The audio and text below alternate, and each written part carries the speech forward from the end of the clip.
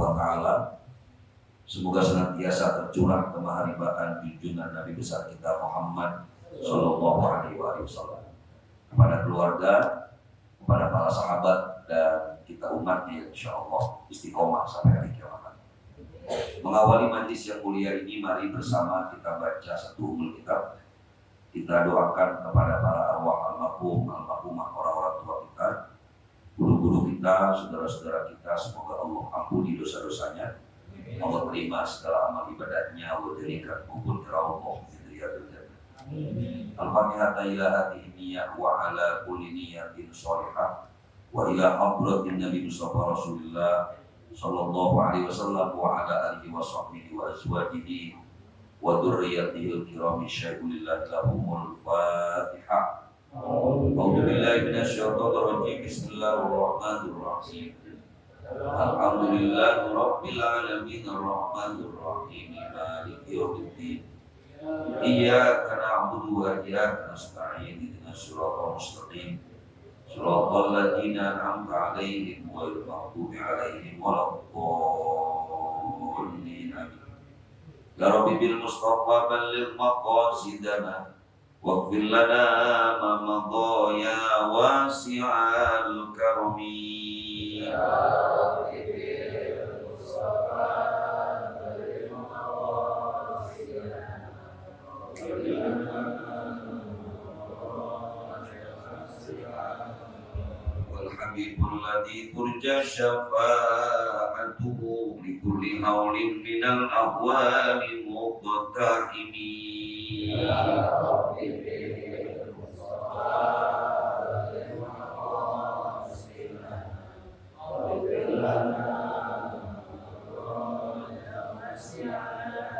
Muhammadun sayyidul kaunaini wa thaqalaini wal fariqaini min urbil wa min ajami. Ya Rabbi bil Mustafa balligh maqasidana waghfir lana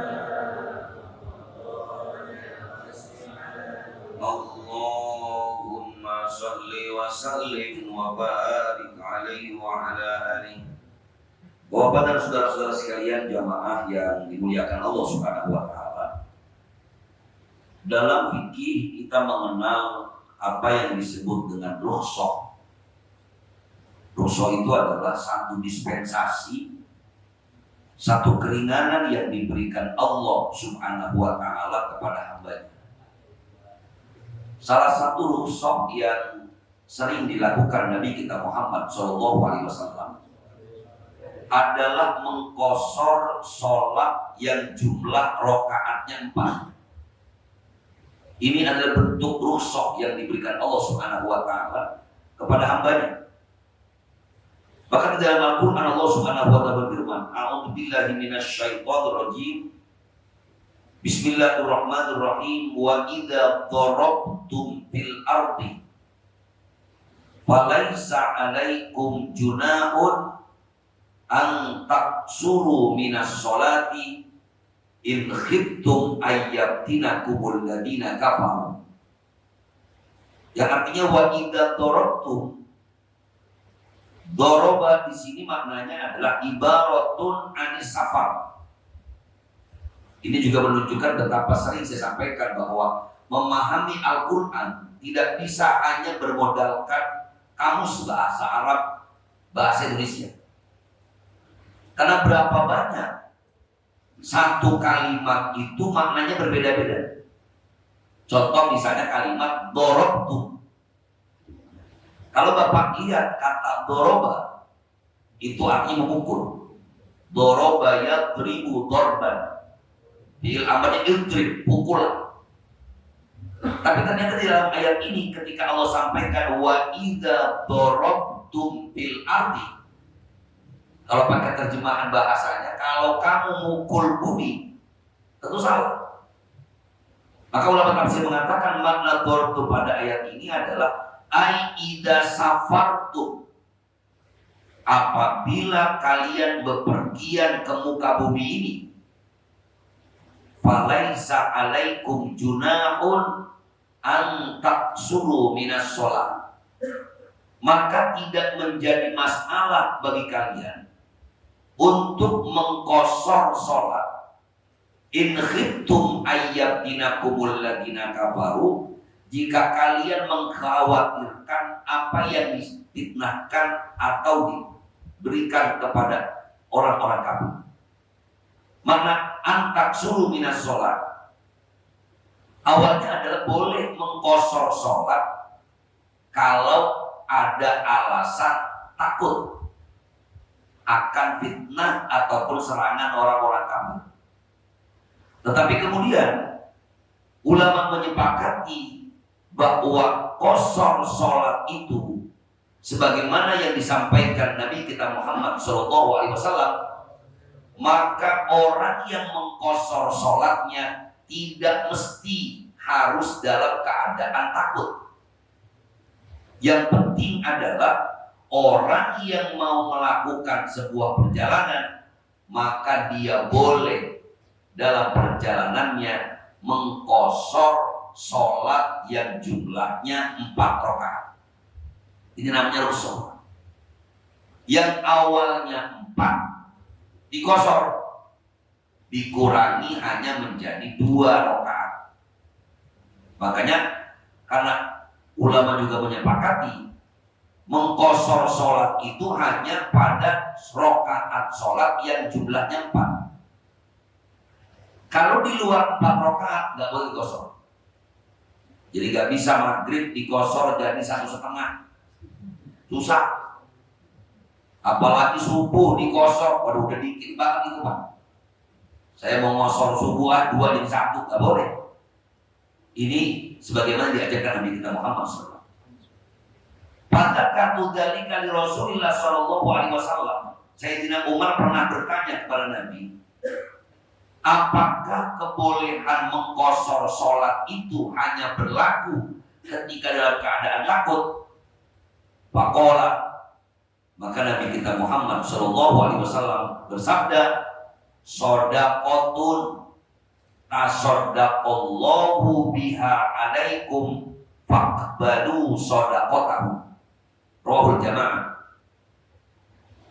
Ketika Nabi ditanyakan tentang sholat kosor, Nabi menyebut ini adalah shadaqah. Tasaddaqallahu biha alaikum, di mana Allah telah menyodakohkan sholat kosor kepada kalian. Faqbalu shadaqatahu, maka terimalah sedekah.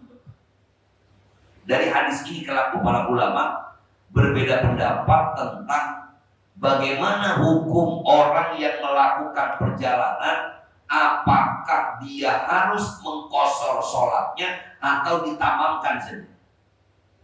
Tamam itu artinya nggak usah dikosor. Bahasa sederhananya, kalau saya pergi ke Cikampek, saya ke Subang, saya ke Kerawang, atau bahkan ke Cirebon, apakah saya setiap waktu mampir aja? Waktu duhur cari masjid, waktu asar cari masjid, waktu maghrib cari masjid, waktu isya cari masjid. Apakah lebih baik kita seperti itu atau sholatnya dikosor aja? Ulama berbeda pandangan. Yang pertama, qala Ibnul Qayyim, di pendapat sebagian ulama dikutip oleh Al-Imam Ibnul Qayyim, wa kana Nabi sallallahu alaihi wasallam yaksuru sholata rubaiyah fayusalliha raq'ataini min hina yakhruju musafiran ila an yarji'a ilal madinati.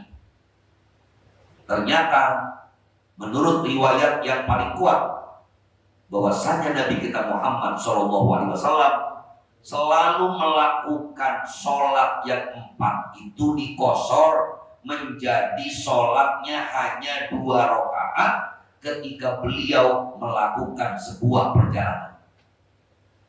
Dan tidak pernah ditemukan bahwa Nabi katanya tidak melakukan kosor. Karenanya pendapat yang pertama, Faqad ikhtalafu fi hukmil qasri faqala biwujubihi. Pendapat yang pertama, para ulama mengatakan hukum qasar itu adalah wajib. Ini pandangannya Amr wa Ali wa Ibnu Mas'ud wa Ibnu Abbas wa Ibnu Umar wa Jabir radhiyallahu anhum wa huwa madhabul Hanafiyah. Pendapat yang pertama yaitu pendapat Imam Abu Hanifah, mengutip pendapat beberapa sahabat yang saya sebutkan tadi, bahwa mengqashar sholat itu hukumnya adalah wajib. Otomatis orang yang melakukan sebuah perjalanan qashar sholat, jangan dari qashar ya Pak. Ini menurut pendapat Imam Abu Hanifah. Wa qalatil Malikiyah al-qasru sunnatun muakkadatun akaddu minal jamaah. Menurut Imam Malik, mengqashar sholat itu malah hukumnya sunnah muakkadah, dan bahkan lebih muakkad daripada sholat berjamaah kepada orang yang bermukim di sana.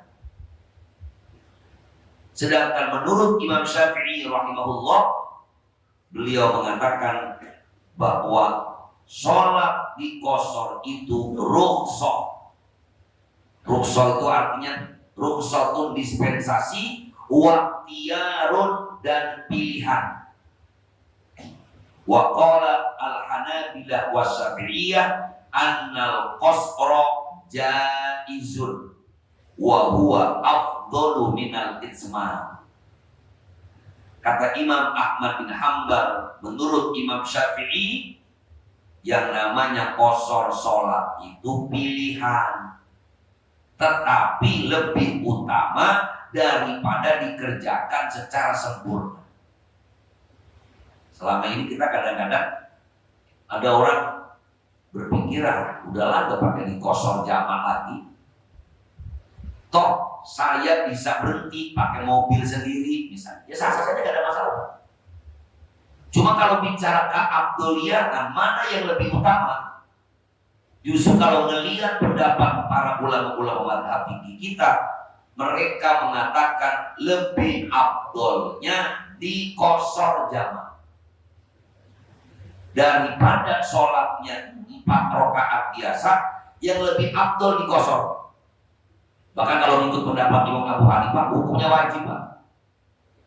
Saya sering menemui orang misalnya saat melakukan safar, kadang-kadang diajak untuk qashar jamak nggak mau. Alasannya, nah gampang ini kok sholatnya. Padahal ini sodako. Bahasa sederhananya, ini adalah pemberian dari Allah Subhanahu Wa Taala. Kalau Allah yang ngasih, lebih utamanya diambil apa ditolak? Diambil. Jadi pokoknya melakukan perjalanan qashar. Bahkan sebagian ulama mengatakan tidak terbatas waktunya. Selama kita dalam keadaan musafir, Bapak pulang kampung nih. Jadi biasanya jadi perdebatan, kalau saya pulang kampung, ini termasuknya saya musafir apa mungkin? Persoalannya KTP Bapak, KTP mana dulu? Kalau KTP-nya KTP Jatiranggon, Kelurahan Jatiranggon, Kota Bekasi, walaupun mulai kampung nang Jogja, tetap ke Jogja itu namanya musafir. Pak Ustadz, saya kan KTP-nya Bekasi, saya pulang kampung tiap lebarannya ke Lamongan. Walaupun itu tempat kelahiran kita, tempat lahir kita, tempat besar kita, orang tua kita pun ada di situ. Tapi karena kita sudah menetapkan bertempat tinggal di Jatiranggon, maka kita saat ke Lamongan disebut dengan musafir. Selama ada di sana boleh sholat di qashar. Dan gak mesti kosor itu kalau dijamak, gak mesti. Boleh cuma dikosor aja. Asal dohor 2 rakaat aja, asar 2 rakaat aja. Walaupun sebagian orang merasa ribet, sebetulnya bukan ribet karena gak paham aja, Pak. Kalau paham enak kosor. Kita lagi dikasih keringanan oleh Allah Subhanahu wa taala, sholat yang jumlah rakaatnya 4 tapi boleh dikerjain cuma 2. Itu tentang kosor. Yang kedua, masafatul qasr. Berapa jarak yang diperbolehkan orang mengkosor sholatnya? Al-mutabadiru minal ayat anna ayya safarin bil lughati tala am qasura taksuru min ajrihi as-sholata wa tajma wa yubahu fihi al-fitru wa lam yarid bisminas sunnah man yuqayyidu hadha itlaq. Kalau kita lihat dari ayat Al-Quran, ternyata Allah Subhanahu wa ta'ala tidak pernah menyebut tentang jaraknya. Selama orang itu disebut sedang melakukan sebuah perjalanan, maka dia boleh mengkosor sholat. Walaupun dalam mazhab Imam Syafi'i, paling tidak ini disamakan dengan orang yang boleh tidak berpuasa saat Ramadan. Kita pahami di dalam bab puasa, Bismillahirrahmanirrahim, ayyaman ma'dudat faman kana minkum maridun aw ala safarin fa iddatum min ayyamin ukhra. Di dalam bab puasa Ramadan, orang yang dalam keadaan sakit, dalam keadaan musafir, dia boleh nggak puasa. Maka Imam Syafi'i mengatakan orang yang boleh mengkosor sholatnya yang disebut dengan safar itu adalah orang yang melakukan perjalanan minimal 80 km. Dibahas sederhana begitu, Pak. Sebab kalau kita hitung mil ribet. Walaupun dalam kitab-kitab fikih ditulisnya mil, tapi ulama-ulama kontemporer mengatakan bahwa selama dia melakukan perjalanan kemudian kurang lebih mencapai 80 km, maka dia boleh mengkosor sholatnya. Dan ini gak disyaratkan mau naik apapun, Pak. Mau jalan kaki, mau naik motor, mobil, pesawat, atau bahkan mungkin kelak nanti terjadi ada orang punya alat transportasi, punya kecepatan 180 km per 30 menit. Coba itu, Pak. Terus punya apa? Waduh, itu apakah boleh dikosor? Kalau ngelihat teks ayat boleh. Sekarang kan kalau mobil kita baru paling kecepatan sekitar 300 km per jam. Itu bibir jedik biasanya, Pak. Kalau pakai motor. Kalau pakai mobil biasanya paling kuat sekarang 120 km per jam.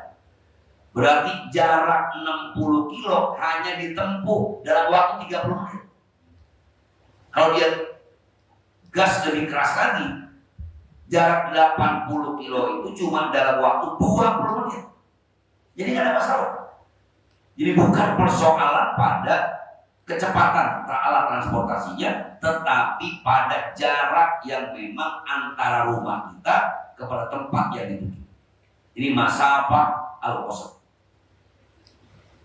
Kemudian al-mawdi' alladhi yaksuru minhu dhahaba jumhurul ulama'i ila anna qasras sholati yushraqu bima mufaraqatil hadiri wal khuruj minal baladi wa anna dzalika syartun wa la yutimmu hatta yadkhula awwala buyutiha. Yang namanya orang mengkosor sholat itu menurut jumhur ulama disyariatkan disyariatkan kalau dia sudah berpisah dari tempat tinggalnya. Contoh begini Pak, saya mau ngerjain kosong, maka disyaratkan dia harus keluar dulu dari tempat tinggalnya. Kalau konteks di hari ini, kita nggak boleh langsung ngerjain sholat qashar jamak takdim misalnya. Asar kita tarik ke zuhur. Walaupun kita mau pulang kampung atau bepergian ke Pemalang misalnya. Ngerjainnya di Masjid Al-Akhyar. Menurut jumhur ulama belum boleh. Sebab katanya dia belum sampai keluar dari tempat tinggalnya. Paling tidak dia boleh melakukan qashar sholatnya atau qashar jamak takdimnya kalau asar ditarik ke zuhur ketika memang dia udah keluar wilayah tempat di mana dia tinggal. Misalnya minimal di Jatiranggon, ya udah nyampe Al-Mahdi lah. Al-Mahdi bukan Jatiranggon lagi, udah Jati Murni, udah boleh di situ Pak. Ini pendapat jumhur ulama. Wa qala Ibnu Munzir wala a'lamu anna Nabiyya sallallahu alaihi wasallam qassara fi safarin min asfarihi illa ba'da khurujihi minal Madinah. Pendapat ini disampaikan oleh salah seorang ulama. Aku tidak pernah mengetahui bahwa Nabi kita Muhammad sallallahu alaihi wasallam pernah mengqashar sholatnya dalam keadaan bepergian kecuali ketika beliau telah keluar dari Madinah. Bahkan sahabat Anas mengatakan, "Shallaitu dhuhra ma'an Nabi sallallahu alaihi wasallam arba'an bil Madinah wa bidil Hulaifah raq'ataini." Diriwayatkan dari Anas bin Malik radhiyallahu anhu, aku pernah sholat duhur bersama Nabi kita Muhammad SAW saat di Madinah 4 rakaat, wa bidil Hulaifah raq'atain. Tapi ketika sampai di perbatasan Madinah dan Mekah, sholatnya dikosor jadi 2 rakaat. Ini yang menjadi dalil bahwa orang kalau mau mengkosor sholat harus keluar dulu musafirnya. Jadi kalau belum sampai kemana-mana udah dikosor dulu, belum kosor, belum mensafar namanya. Kemudian mata yutimmu al-musafir. Kemudian kapan seorang musafir itu tidak boleh mengkosor sholatnya kembali? Al-musafiru yaksuru sholata madama musafiron. Ulama mengatakan orang yang dalam keadaan musafir dia boleh mengkosor sholatnya selama dia masih dalam keadaan musafir. Ini pendapat yang pertama. Jadi mau seminggu kek, mau sebulan kek, mau 6 bulan kek, selama dia masih musafir dia boleh mengkosor sholatnya. Tapi sebagian ulama mengatakan batasannya katanya kalau yang disebut dengan musafir itu hanya sampai 3 hari. Ini dikenal dalam fikih Imam Syafi'i. Saya pilihkan yang ini. Sebab kalau orang sudah lebih dari 3 hari di sebuah tempat, itu namanya udah betah Pak. Kalau udah betah namanya bukan musafir lagi. Contoh begini. Saya Pak Ustadz rencananya mau pergi ke Bali selama 1 minggu. Apakah selama 1 minggu ini saya boleh mengkosor sholat saya? Nah, menurut pendapat ulama-ulama Syafi'iyah, 3 hari pertama kalau memang Bapak nempat di 1 titik, maka selama 3 hari itu Bapak boleh mengkosor sholat. Tapi kalau udah lewat 3 hari di 1 titik itu, maka hari yang keempat Bapak harus melakukan sholat seperti biasa. Zuhur 4 rakaat, asar 4 rakaat, isya 4 rakaat. Tapi kalau mencelak-mencelok, saya betul seminggu, tapi seminggunya itu 2 hari di sini, terpindah lagi 2 hari di sini, 2 hari di sini, 1 hari terakhir di sini. Maka selama itu boleh kita mengqashar sholat kita. Termasuk orang yang pergi umroh, Pak. Walaupun saya seringkali melihat orang yang berangkat umroh, padahal mereka pindah-pindah. Cuma menurut mereka sayang katanya, kalau saya sholatnya diqashar. Akhirnya mereka semua ngerjainnya, kalau udah tenang di hotel, mereka nggak mengqashar sholatnya lagi, tapi langsung mengerjakan seperti biasa supaya bisa ikut sholat berjamaah di Makkah ataupun sholat berjamaah di Madinah. Lagi-lagi ini adalah pilihan. Mau diqashar silakan, tidak diqashar pun nggak ada masalah. Mana dari ulama yang mengatakan sebatas apapun dia musafir boleh diqashar? Yang pertama, diriwayatkan aqama Rasulullah SAW bitabuk isyrina yauman yaksurus sholata. Nabi kita Muhammad SAW pernah tinggal di Tabuk selama 20 hari. Gak dibatasi itu waktunya. Dan selama 20 hari itu Nabi kita Muhammad SAW selalu melakukan qashar sholat. Jadi kalau mau pakai yang ini gak ada masalah juga.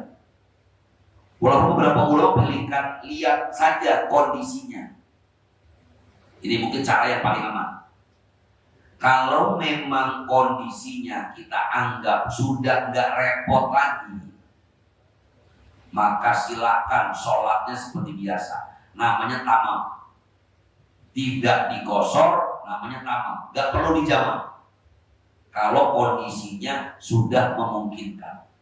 Tapi kalau kondisinya masih repot, ribet, harus berangkat ke sana, berangkat ke sini, persiapan ini, persiapan itu, maka silakan gunakan rukhsah dispensasi yang diberikan Allah Subhanahu wa taala, yaitu untuk mengqashar sholat kita. Bagaimana sholat sunnah? Sholat tatawwu fis safar. Idza nawa iqamata aktarin min arba'ati ayamin atamma wa innawa dunaha qassara. Tadi sudah saya sampaikan, menurut Imam Syafi'i, kalau kita niatnya melakukan perjalanan tinggal sampai lebih dari 4 hari, maka kita harus menyempurnakan sholat kita tanpa diqashar. Apakah orang yang mengqashar sholatnya tetap ngerjain sholat sunnah? Tidak ada masalah katanya. Mau ngerjain sholat sunnah ataupun tidak ngerjain sholat sunnah, dua-duanya nggak ada masalah. Jadi nggak mengganggu Bapak, walaupun dohornya cuma 2, tapi sebelum dohor obliyah dulu, nggak apa-apa. Nanti ba'diyah dohor 2 rakaat lagi, nggak ada masalah.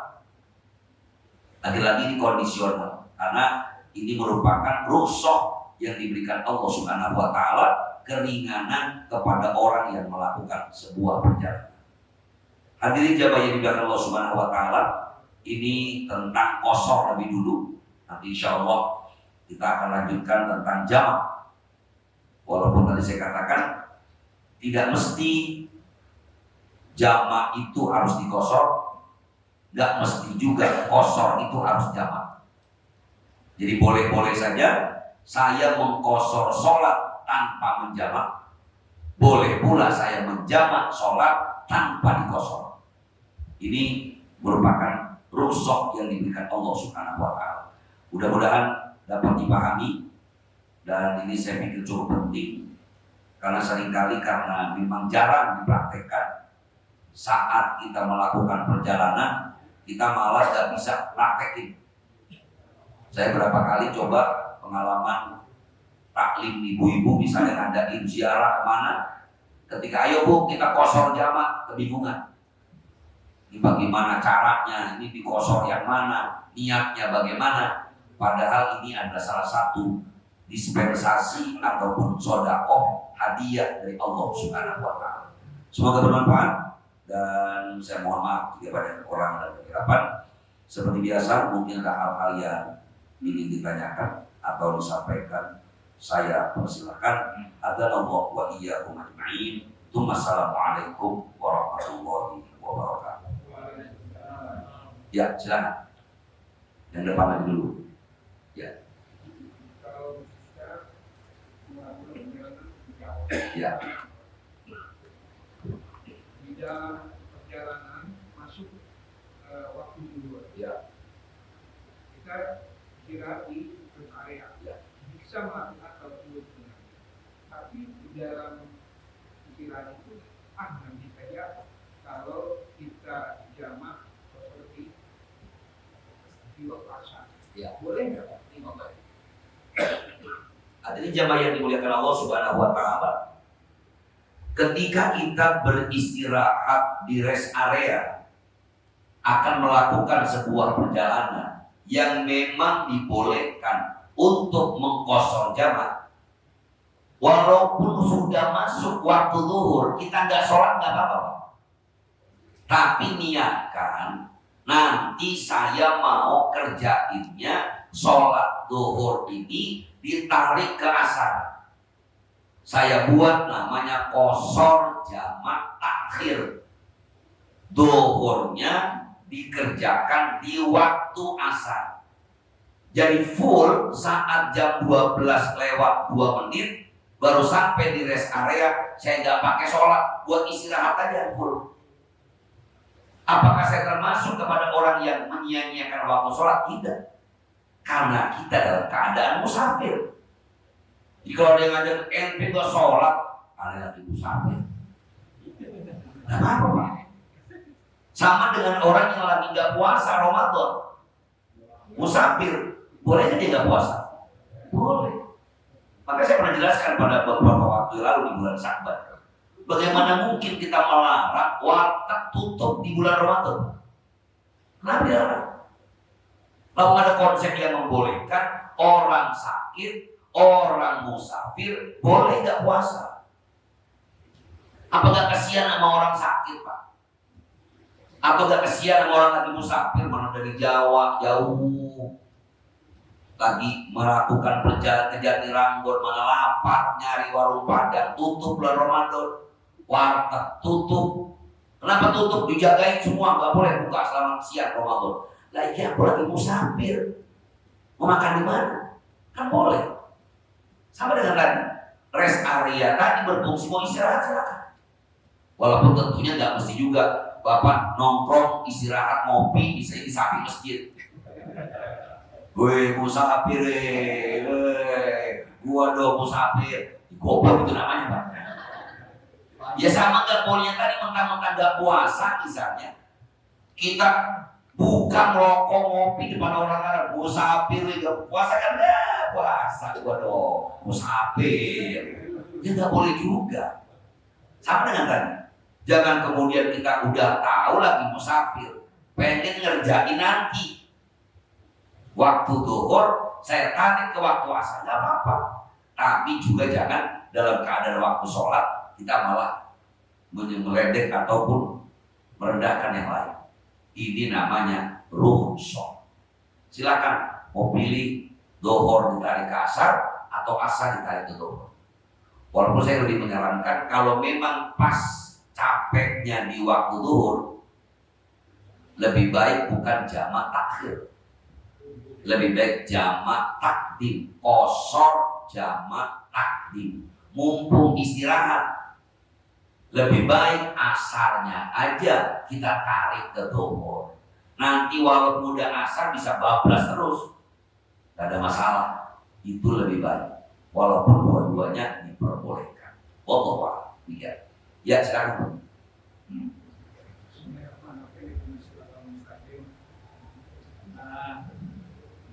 Terima kasih sekali Ustaz tentang penjelasan sholat kosong. Ya. Saya terus terang aja, selama ini saya salah melakukan itu. Saya berada di sini ini semenjak tahun 2009. Alhamdulillah mulai 2009 sampai kemarin pulang ke Jawa Timur bawa mobil. Ya. Saya tidak pernah melaksanakan jamak taklim akhir atau kosong jamak kosong, tidak pernah saya. Ya. Alasan saya biar terkendali saat nyopir karena saya nyopir sendiri. Ya. Saya biar terkendali. Oh, saya waktunya istirahat. Sama pagi nih, pagi buka saya. Berarti saya buka saya jam 10. Nanti jam waktunya dulu saya berhenti. Ya. Saya laksanakan seperti biasa. Ya. Akhirnya biar saya terkendali saya nyopir ini. Sampai bekerja, maghrib juga. Seperti itu. Iya. Sampai pun puasa pun juga saya alhamdulillah Tetap puasa. puasa terus saya. Iya. Nah, mencermati ini kayak seperti tadi ada penekanan bahwa rusuh itu harus diambil dan selama ini tidak akan saya salahkan. Iya. Salah. Mudah-mudahan insya Allah ya ke depan kalau saya ada suatu situasi seperti ini, alhamdulillah kan saya dengan apa yang terakhir Iya. saya sampaikan tadi. Iya. Namun demikian tadi tindakan yang salah saya ini saya kena penalti ya Mas. Baik. Itu yang pertama Mas. Yang kedua, tadi rusuh itu ada penekanan pada saat di perjalanan. Ya. Tapi tidak ada penekanan pada saat di kampung, itu tujuan. Karena itu tidak kalau sudah di kampung kan silakan itu pilihan. Tapi tidak ada semacam penekanan yang di awal-awal tadi. Semua itu rusuh ini sudah pemberian dari Allah itu harus kita ambil. Nah, tapi kalau sudah di kampung kok jadi pilihan. Apakah tadi yang terbaik, apakah tetap pilihan ataukah ikutin tunjuk? Baik. Terima kasih. Hadirin jamaah yang dimuliakan Allah Subhanahu wa taala. Ketika kita melakukan sebuah perjalanan, maka kalau lihat pendapat mayoritas ulama, kita harus mengambil rukhsah ini. Sebab dari semua pendapat para ulama, yang satu mengatakan wajib menurut Imam Abu Hanifah, yang satu mengatakan sunnah muakkadah. Walaupun menurut Imam Syafi'i hukumnya adalah mubah atau jaiz, boleh-boleh saja, tetapi lebih afdol diambil. Jadi saya katakan bahwa mengambil rukhsah ini sangat dianjurkan daripada kita menyempurnakan sebenarnya. Walaupun apakah boleh Pak? Sah-sah saja. Saya Pak Ustadz nggak usah lah. Pokoknya saya merasa bahwa mumpung saya hitung-hitung jam istirahat, naik mobil dohor istirahat, asar istirahat, maghrib istirahat, isya istirahat, nggak ada masalah. Tetapi lebih afdolnya kita ambil rukhsah itu. Apalagi antara subuh dengan dohor cukup jauh Pak. Jadi kalau kita nanti saya istirahat dohor aja lah, itu nggak bakal kuat kalau bawa kendaraan sendiri. Menurut pakar kesehatan, yang terbaik itu orang menaiki kendaraan cukup 2 jam istirahat. Itu yang terbaik. Kalau dikejar 5 jam istirahat, ini akan merusak fisik kita. Karena fokus kita ini paling kuat bawa kendaraan 2-3 jam. Yang terbaik 2 jam istirahat, walaupun 10 menit. 2 jam istirahat. Maka rukhsah ini bisa kita kaitkan. Kita ambil rukhsahnya, jadi saat kita istirahat pun full istirahat, tidak digunakan untuk aktivitas apapun. Apalagi bawa kendaraan, istirahat yang terbaik meremah. Tidur walaupun 10 menit. Syukur-syukur setengah jam. Pules 1 jam, nggak jadi berangkat, udah pulang lagi. Pules. Jadi itu rukhsah. Karena ini ada rukhsah yang bersifat jaiz, maka tentu tidak ada penalti. Wajib dalam pengertian Imam Abu Hanifah bukan berarti lawan dari kata haram. Tidak. Artinya lebih baik dikerjain saya. Ini sedekah dari Allah. Masa kita dikasih hadiah sama dengan kita dikasih sesuatu Pak. Sesuatu yang berharga, tapi kita nolak. Itu kan yang ngasih kayaknya ini orang Lu kasih duit 10 juta ditolak. 3 jamaah akhir bisa malam ini, insya Allah setelah ngaji para jamaah saya kasih uang 1 juta masing-masing. Terima aja kan? Minta ada bukan? Ya kan yang bagus diterima. Yang ngasih ustaz ini lagi pulang saya dengar saya habis gusuran katanya. Diterima Pak. Walaupun gak diterima ya nggak apa-apa sih. Cuma saya akan mikir ini orang belagu amat ya. Yang lain gua kasih 1 juta terima. Padahal gua tahu dia punya utang di warung misalnya. Jadi tidak ada konsekuensi itu Pak. Yang pertama. Yang kedua, ketika kita mau melakukan qashar dan jamak sholat kita, ini juga berlaku saat kita masih dalam keadaan safar. Dalam perjalanan maupun sampai di kampung halaman atau di kota tujuan, selama kita niat lebih dari 3 hari di sana, 3 hari pertama kita boleh memilih mana yang mau kita lakukan. Mau tetap diambil rukshohnya 3 hari pertama, silakan. Mumpung dikasih ini hadiah dari Allah Subhanahu wa taala, pulang kampung cuma 3 hari, kosong dulu sholatnya. Silakan. Kalau saya niatnya cuma 3 hari doang pulang kampung, kelamaan diri ngambek ntar saya pulang lagi. Silakan, tidak ada masalah. Sama hukumnya dengan yang tadi Pak, sama-sama rukhsah. Dispensasi yang diberikan Allah Subhanahu wa taala yang lebih baik diambil. Tadi saya menyebutkan tentang penekanannya. Kalau memang sudah lebih dari 4 hari dan kita merasa nggak repot-repot amat, ya silakan seperti biasa saja. Itu tamam namanya. Tidak dikosor lagi sholat. Wallahu a'lam. Nanti insya Allah kita akan kaji kembali tentang jamak. Salah satunya dari pendapat para ulama yang boleh menjamak sholat ketika hujan deras. Ada pula ulama yang membolehkan seseorang menjamak sholat ketika dalam keadaan sakit. Saya pernah melakukannya Pak. Ketika memang kita sudah dirawat di rumah sakit, sholatnya udah beban sangat berat, gerakan kita kayaknya kok cuman bangun tidur lagi, karena obat yang keras tadi. Maka saya biasanya menjamak sholat saya antara maghrib ke isya atau zuhur dan ke asar. Dalam posisi memang ada udzur yang sakit. Di antaranya adalah sakit tadi. Walaupun ada juga yang kemudian meremehkan. Mana contoh meremehkan? Ada yang menjamak sholat saat hajatan. Ini pernah kejadian. Katanya akhirnya karena saya jadi pengantin, maka sholat zuhurnya dijamak ke asar. Pengantinnya di zaman Nabi nggak ada yang mengajarkan kita berdandan medok seperti itu. Kalau sekarang menjadi pengantin, waduh tebelnya minta ampun. Sampai kita pun nggak tahu ini nganten yang ini bukan sih. Ini cakep banget orang ya karena bedaknya aja tebel. Macem-macem akhirnya perias. Saya pernah tukang rias marah. Ini kalau begini dulu saya rugi gitu. Rugi kenapa? Ya karena bedaknya luntur lagi saya bayar. Kalau daripada kita harus menjamak sholat kita cuma gara-gara walimatul al-urus atau resepsi pernikahan. Yang boleh ketika memang ada udzur dalam udzur syar'i. Hadirin yang berkenan Allah Subhanahu wa taala, mudah-mudahan pertanyaan yang diajukan dapat kita ambil manfaat bersama. Mari sama-sama kita takdimkan majelis ilmu yang mulia ini bersama baca doa.